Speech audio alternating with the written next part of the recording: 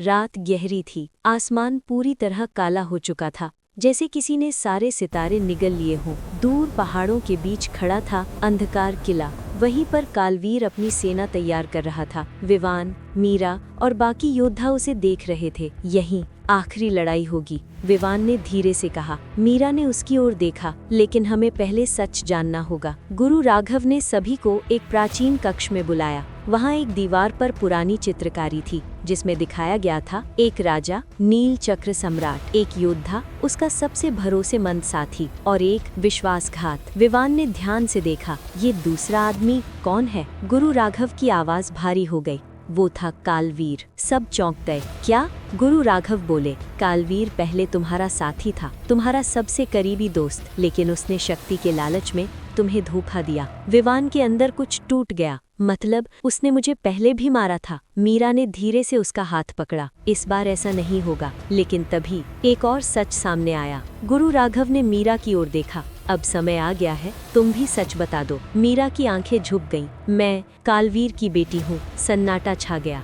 विवान पीछे हट गया। क्या? विवान गुस्से में था। तो तुमने मुझसे झूठ बोला? मीरा की आंखों में आंसू आ गए। मैं बताना चाहती थी, लेकिन डरती थी। मुझे खुद अपने पिता से नफरत है। विवान चिल्लाया। लेकिन तुम उसी की बेटी हो। वो वहाँ से चला गया। उस रात विवान अकेला बैठा था। तभी उसकी शैडो फिर से सामने आई। देखा, कोई भी तुम्हारा नहीं है, सब तुम्हें धोखा देंगे। विवान चुप रहा। तुम्हें मेरी जरूरत है। इस बार विवान ने विरोध नहीं किया। अगले दिन सबको पता चला मीरा गायब थी और एक सैनिक ने बताया उसे अंधकार किले की ओर जाते देखा गया है। विवान का दिल धड़क उठा। क्या उसने हमें धोखा दिया? गुरु राघव ने गंभीर होकर कहा। या शायद वो कुछ और कर रही है। मीरा अंधकार किले के अंदर खड़ी थी। कालवीर सिंहासन पर बैठा था। तो मेरी बेटी वापस आ गई। मीरा ने ठंडी नजरों से कहा। मैं तुम्हारे साथ नहीं हूँ। कालवीर हंसा। तुम्हारा खून मेरा है, तुम चाहे जितना भागो, अंत में तुम अंधकार की ही हो। कालवीर ने बताया, मैं सिर्फ इस दुनिया पर राज नहीं करना चाहता, मैं सभी लोगों को जोड़कर एक नया ब्रह्मांड बनाऊंगा, और उसके लिए मुझे विवान की शक्ति चाहिए। मीरा चौंक गई। तो तुम उसे मारना नहीं चाहते? कालवीर मुस्कुराया। नहीं, मैं उसे तोड़ना चाहता हूँ। मीरा समझ गई, अगर विवान यहाँ आया तो वो ट्रैप में फंस जाएगा। उसने मन ही मन फैसला किया, मुझे उसे रोकना होगा, चाहे वो मुझसे नफरत ही क्यों न करे। उधर विवान ने भी फैसला कर लिया, मैं किले में जाऊंगा। गुरु राघव ने रोका, ये आत्मघाती है। विवान की आंखें अब आधी नीली आधी काली थीं। अब मैं डरता नहीं हूँ। किले की ओर जाते समय विवान की शैडो पूरी तरह एक्टिव हो गई। अब कोई रोकने वाला नहीं है। उसकी ताकत बढ़ रही थी, लेकिन उसका दिल ठंडा होता जा रहा था। किले के अंदर विवान और मीरा आमने सामने आए। कुछ पल के लिए दोनों चुप रहे। विवान ने ठंडी आवाज में कहा, तो ये सब सच था? मीरा ने सिर झुका लिया। मैं तुम्हें बचाने आई हूँ। विवान हंसा, मुझे तुम्हारी जरूरत नहीं। मीरा ने रास्ता रोक लिया। तुम अंदर नहीं जा सकते। विवान ने हमला किया। दोनों के बीच लड़ाई शुरू हो गई, पर यह सिर्फ ताकत की नहीं, भावनाओं की लड़ाई थी। मीरा चिल्लाई, मैंने कभी तुम्हें धोखा नहीं दिया, लेकिन तुमने सच छुपाया। लड़ते लड़ते मीरा रो पड़ी। मैं तुम्हें बचाना चाहती थी, क्योंकि तुम ही हो जो इस दुनिया को बदल सकते हो। विवान रुक गया। उसकी शैडो पीछे हटने लगी। विवान ने धीरे से कहा, अगर तुम सच में मेरे साथ हो तो मेरे साथ लड़ो। मीरा ने आंसू पोंछे और मुस्कुराई। तभी कालवीर सामने आया। बहुत अच्छा, अब दोनों एक साथ हैं। उसने हाथ उठाया और पूरा किला हिलने लगा। तो चलो अंतिम खेल शुरू करते हैं। अंधकार किले के ऊपर आसमान फटने लगा था। बिजलियां गिर रही थी, जमीन कांप रही थी। कालवीर हवा में खड़ा था। आज एक युग का अंत होगा। विवान और मीरा उसके सामने खड़े थे। विवान ने गहरी सांस ली। नहीं, आज एक नई शुरुआत होगी। किले के बाहर नवग्रह नगरी की सेना और शैडो आर्मी आमने सामने थी। अग्नि योद्धा आग के गोले फेंक रहे थे। जल साधक बर्फ की दीवार बना रहे थे।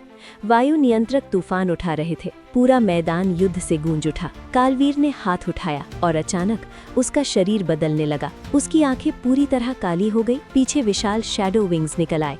ये है मेरा असली रूप, अंधकार सम्राट। उसकी शक्ति कई गुना बढ़ गई। मीरा घबरा गई। ये पहले से भी ज्यादा खतरनाक है। विवान ने अपनी आंखें बंद की। उसके अंदर प्रकाश और अंधकार दोनों घूमने लगे। अब समय आ गया है। उसने अपनी पूरी शक्ति एक्टिवेट की। उसका शरीर आधा प्रकाश आधा अंधकार, आंखें दो रंगों में चमक रही थी। उसके चारों ओर ऊर्जा का तूफान। दोनों की टक्कर हुई। बूम! पूरे किले की दीवारें टूटने लगी। हर वार से आसमान कांप रहा था। तुम अब भी कमजोर हो विवान, अब नहीं। कालवीर ने अचानक दिशा बदली और सीधे मीरा पर हमला किया। तुम ही उसकी कमजोरी हो। मीरा चौंक गई। विवान चिल्लाया। नहीं। मीरा को बचाने के लिए विवान बीच में आ गया। कालवीर का हमला सीधे उसे लगा। विवान जमीन पर गिर गया। मीरा रो पड़ी। विवान घायल पड़ा था।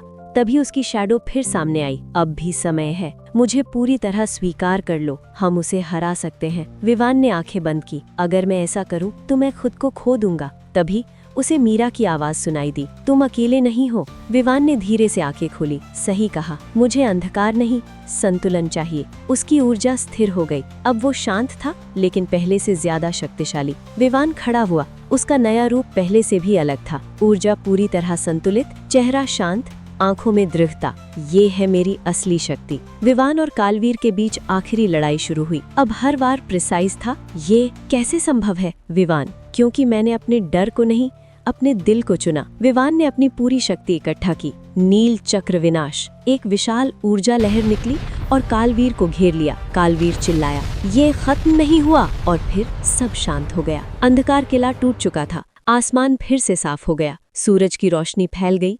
युद्ध खत्म हो चुका था। कालवीर का शरीर जमीन पर पड़ा था, कमजोर, लगभग खत्म। मीरा उसके पास आई। उसकी आंखों में आंसू थे। कालवीर ने धीरे से कहा, मैं गलत था, तुम मुझसे बेहतर हो। और फिर उसकी आंखें बंद हो गईं। मीरा रो पड़ी। कुछ दिन बाद सब कुछ शांत हो चुका था।